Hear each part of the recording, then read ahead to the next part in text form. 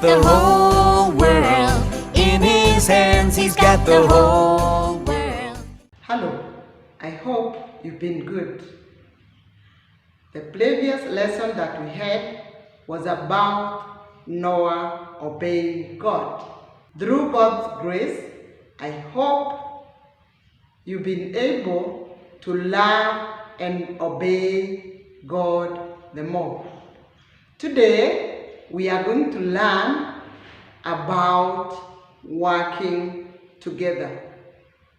Long ago, cities had walls or fences around them to keep away thieves, enemies, and wild animals from entering. The walls were made of big stones and had gates which were shut at night.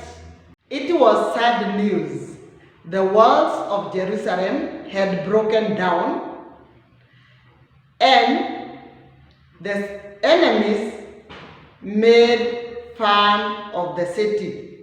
Let us now see the story of people working together. "I'm so glad to see you again," Nehemiah exclaimed, hugging his brother Hanani.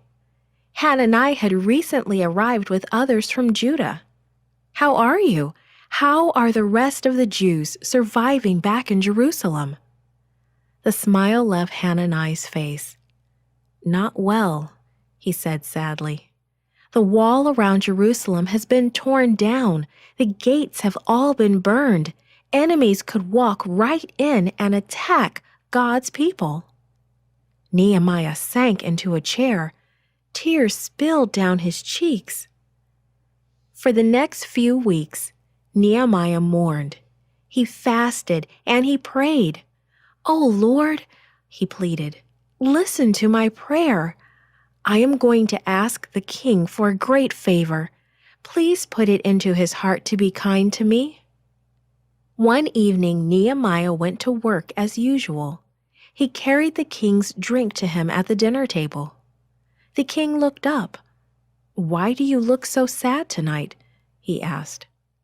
"Long live the king," Nehemiah exclaimed. "I am sad because the city where my ancestors are buried is in ruins." "How can I help you?" the king asked kindly. Nehemiah prayed a quick, silent prayer. Then he answered the king, "Please send me to Judah to rebuild the city where my ancestors are buried." Nehemiah took a big breath. He had more to ask. "O king, please give me a letter to the manager of your forest. Tell him to give me wood so I can build. I will rebuild the city gates and the walls and a house for myself." The king wrote the letter. Then he ordered army officers and soldiers on horseback to go with Nehemiah. They would protect him on the long, long journey to Jerusalem. Finally, Nehemiah reached Jerusalem. After staying there for 3 days, he rode his donkey around at night to look at the damage. He found that he couldn't even ride through some of the gates into the city. They were plugged with big rocks that had been part of the wall. Then Nehemiah spoke to the city leaders. He told them about the king and how God had helped him so far. "Let's rebuild the wall of Jerusalem," he exclaimed. So the people began the work, and they worked hard. But their enemies made plans to attack and kill the Jews. The Jews prayed and asked God to protect them.